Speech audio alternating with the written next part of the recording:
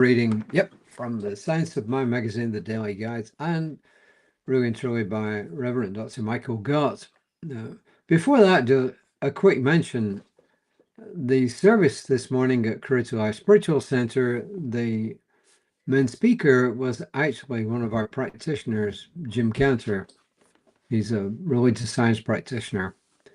And he gave a great talk. And if you want to know what it was and what it was about, then go to Creative Life Spiritual Center's Facebook page, or probably tomorrow YouTube page, and look it up. It is definitely worth listening to. It was not all that long, which is probably another encouragement for you to do that. So it was pretty good, actually. There was some good music, which may or may not be on there, depending on which medium you watch it on. So, but by and large, yeah. Hey, check it out. Jim Cantor. And he actually is one who will be helping me to teach a class about the basics of science of mind, or new thoughts, if you like, starting in January, on 6 Tuesdays, starting in January, ending in February.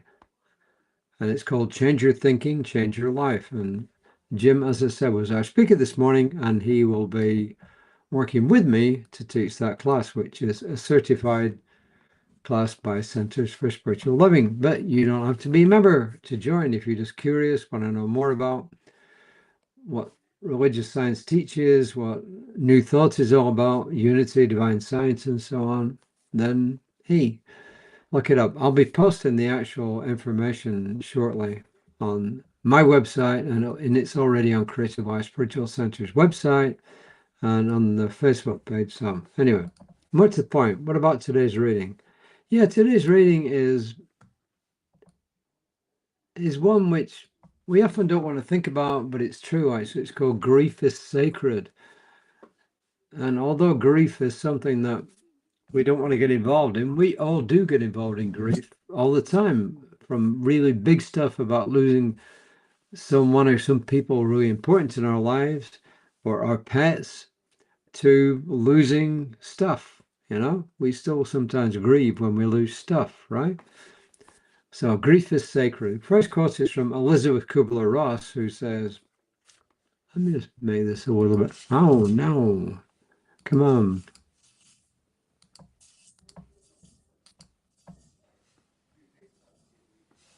Here we are. It's not cooperating. All right. What does she say? She said, the most beautiful people we have known are those who have known defeat, known suffering, known struggle, known loss, and have found their way out of the depths. Elizabeth Kubler-Ross. And in This Thing Called You, Ernest Holmes says, plant love in your garden. Kindness and sympathy flow from the heart of love, and human goodness follows divine realization at every turn in life's road. Ernest Holmes. And then Michael Gott tells us this. The Buddha's disciples were told not to cling to form. The Five Remembrances Sutra is meant to remind us all that everything we can name or point to is temporary. This doesn't mean that we don't love those forms and experiences while we're here. Absolutely. American poet Mary Oliver puts it this way in her poem, in Blackwater Woods, and this is a quote. To live in this world, you must be able to do three things. To love what is mortal, to hold it against your bones, knowing your own life depends on it, and when the time comes to let it go, let it go. And this is Rev Michael Gott says, in my experience, this is deep and powerful work. New Thought teachings tend to focus on creating the new, not grieving what is passing. But both of these are wholly unnecessary. To use our principles and practices to create the types of experiences, relationships, and opportunities that feel right to our soul, and to grieve them when the time is through. It says grief is not clinging To grieve someone or something is to fully feel the loss, which is the only true way to come to terms with it and then to let it go. And as you all know, it's easier said than done, but grief is a normal, natural process. You know, in the Buddhist teachings also, the Buddha, at least according to the story is told, was trying to find out what was the cause of suffering.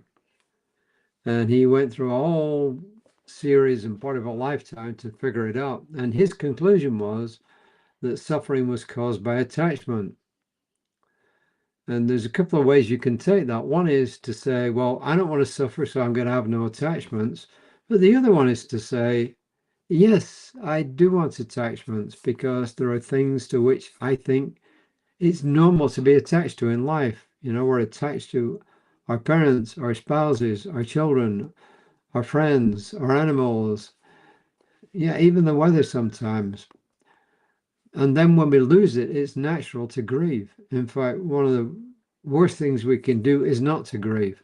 And although here Michael Gott, Reverend Michael Gott, I beg your pardon, although at Creative Life, we're not too big on the reverent part. Even though he says here, New Thought teachings tend to focus on creating what's new and not on grieving what is passing. I think that's a little bit misleading because our practitioners are taught to work with people in all circumstances to create what is new, but also to work with people who were grieving. And certainly when I went through ministerial training, there was a whole, set of classes which were devoted to working with people and understanding our own grief and helping people to grieve. So in my humble opinion, yeah, New Thought does focus on bringing stuff into the world, both material things and spiritual things, mental things, but it also acknowledges the fact that we need to help people and work with them when they grieve. So that is, at least that was my experience. That's my teaching, that's what I was taught, that, I work with people who are grieving, and I do this with spiritual mind treatment, also do it with counseling, and I also do it with emotional freedom technique, because as I said, grieving is normal. And if somebody's not able to grieve, one of the best things we can do for them is to help them to grieve and to let it go, because grief is normal. So what does he give us? I split this into three, actually. The first one is, well, actually two. He says, I let go. I allow the cycles of creation and dissolution to be present in my experience without attachment or suffering.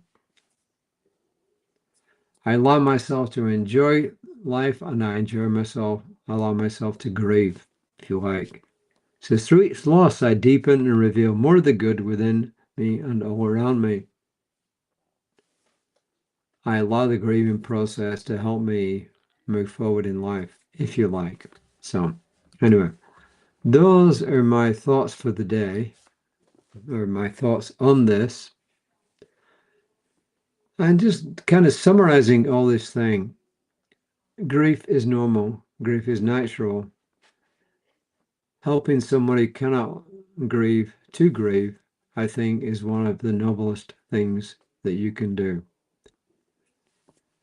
And I'm knowing for each and every one here that they're able to accept the fact that grief is normal, that they're able to endure life, even knowing that grief is normal. And this I release as a prayer into the divine mind, knowing that it is done. And in gratitude I say, and so it is.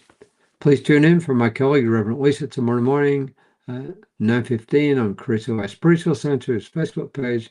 Tune in to me tomorrow on whatever social media that you see me on. And until next time,